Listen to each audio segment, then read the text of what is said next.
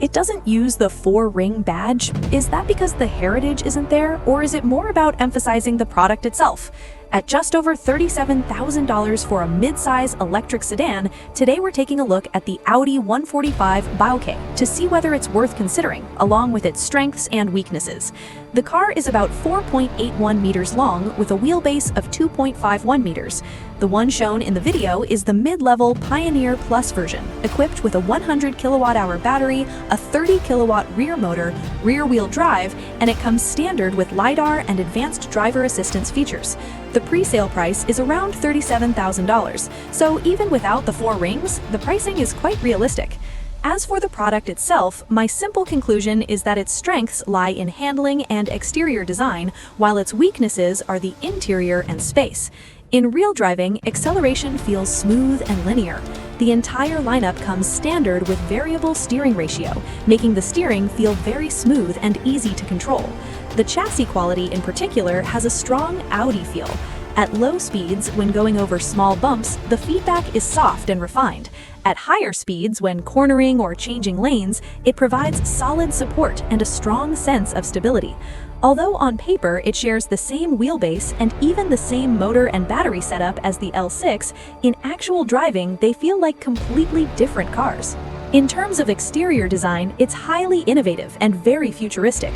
During the test drive, it felt like driving a concept car on the road, and it definitely turns heads. Unfortunately, the front ring-shaped light curtain appears to be optional, though the lighting effects are very impressive, especially the horizontal light strip below the headlights, which really stands out and brings the car to life when illuminated. Digital side mirrors are currently included for free as part of the pre-sale package.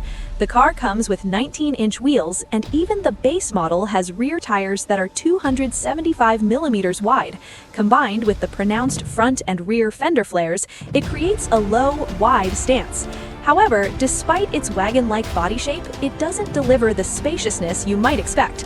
The trunk capacity is under 350 liters and quite narrow. Even when the rear seats are folded down, the floor isn't flat. And when you open the front hood, it's hardly a frunk, it's more like a small storage box. Although the roofline looks relatively straight without a steep slope, rear passenger space still feels somewhat cramped. Let's step inside. By the way, on September 5th, this car will also be showcased at the Dongchedi Auto Consumer Festival in Chongqing. Starting at 1 p.m., over 20 automotive influencers will live stream test drives and reviews of more than 20 popular models, including this one. Additionally, at 9 a.m. that day, the official Dongchedi livestream will offer millions in car purchase subsidies, along with half-price deals and other promotions. Sitting in the rear seats, at my height of 5'10" and 160 pounds, with the front seat adjusted properly, legroom is acceptable. However, if I sit more upright, my head touches the roof. The seat cushion is also a bit low, which gives a slightly awkward feeling for leg positioning. In addition, the cushion tilts upward at a steep angle, while the backrest doesn't recline much, resulting in a tighter seat angle and only average comfort.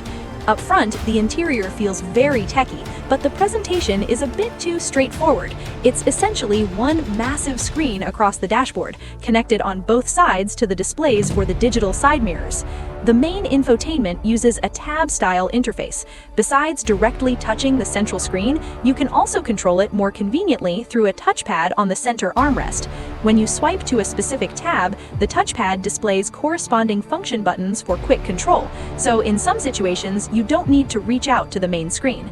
The voice assistant is represented by a non-humanoid icon displayed on a smaller screen, which can also be controlled by touch, but aside from a small heart Easter egg, it doesn't seem to have many other functions yet.